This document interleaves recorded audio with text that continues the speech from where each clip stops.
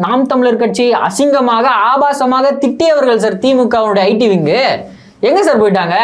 நாம் தமிழர் கட்சியில் இருக்கிறவங்களும் திமுக விமர்சிக்கிறது கிடையாது, திமுகவில் இருக்கக்கூடிய ஐடி விங்கும் நாம் தமிழர் கட்சியை விமர்சிக்கிறது கிடையாது. அப்போவே தெரிஞ்சுக்கணும், நாம் தமிழர் கட்சி திமுகவினுடைய கைக்கூலியாக மாறிவிட்டது. இல்லை, இப்போ கடைசி வரைக்கும் வந்து தாவேக்கா நாம் தமிழர் கட்சியை மட்டுமே மோதிக்கிட்டு இருந்தா எப்படி தேர்தலில் 2026 தேர்தல் வந்து எப்படி இருக்க போகுது? திமுகவுக்கு தான் அவ்வளோ சேர்க்க போகுது.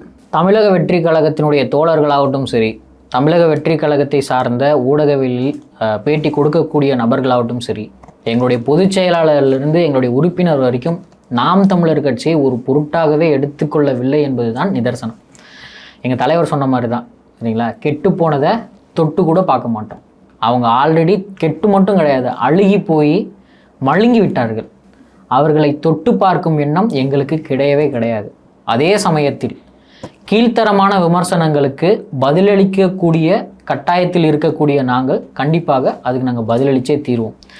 அதே சமயம் அரசியல் மாண்பை பற்றி பேசக்கூடிய நாம் தமிழர் கட்சி மரியாதையை பற்றி தெரிந்து கொண்டு அரசியலுக்கு வர வேண்டும்.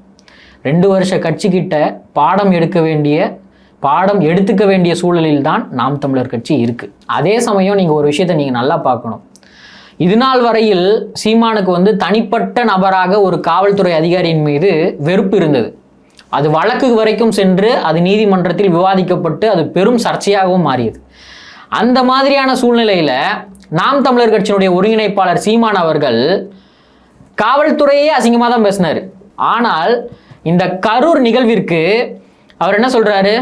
எஸ்ஐடி, தமிழக அரசு கொண்டு வந்த எஸ்ஐடியை தாண்டி நீங்கள் ஏன் சிபிஐக்கு போக வேண்டும்? அப்போ தமிழக காவல்துறையின் மீது உங்களுக்கு நம்பிக்கை இல்லையா அப்படின்னு கேட்குறாரு. அன்னைக்கு உங்களுக்கு எதிராக இருந்தவர்கள், நீங்கள் எதிர்த்தவர்கள் இன்று அரவணைக்கக்கூடிய சூழ்நிலைக்கு வந்துட்டாங்களா? காவல்துறையை அவமதிக்கிற மாதிரியான ஒரு வார்த்தையுமே நிறைய இடத்துல அவர் குறிப்பிட்டிருக்கிறாரு. அவர் காலையில் ஒரு வார்த்தை பேசுவார், சாயங்காலம் ஒரு வார்த்தையை பேசுவார். அதே சமயம் முதல்வர் பற்றியும் என்ன சொல்லியிருக்காரு? முதல்வரை புரோக்கர்ன்னாரு, அதே மாதிரி பிரதமரை இன்டர்நேஷ்னல் புரோக்கர்ன்னாரு. இன்னைக்கு தமிழக வெற்றி கழகத்தினுடைய தலைவர் விஜய் அவர்கள் வந்து சிஎம் சார்னு சொல்கிறது ஏற்புடையதல்ல அப்படிங்கிறாரு. என்ன மாதிரியான நிலைப்பாடு சார் இது? நீங்கள் நல்ல ஒரு விஷயம், சமூக வலைத்தளங்களில் மட்டும் கிடையாது, கிரவுண்ட் லெவலில் நீங்கள் பார்த்தீங்கன்னாலும் சரி, எப்பொழுதுமே எளியும் பூனையாக இருந்த நாம் தமிழர் கட்சியும் திமுகவும் இன்று அண்ணன் தம்பி போல உறவாடி கொண்டிருக்கிறார்கள்.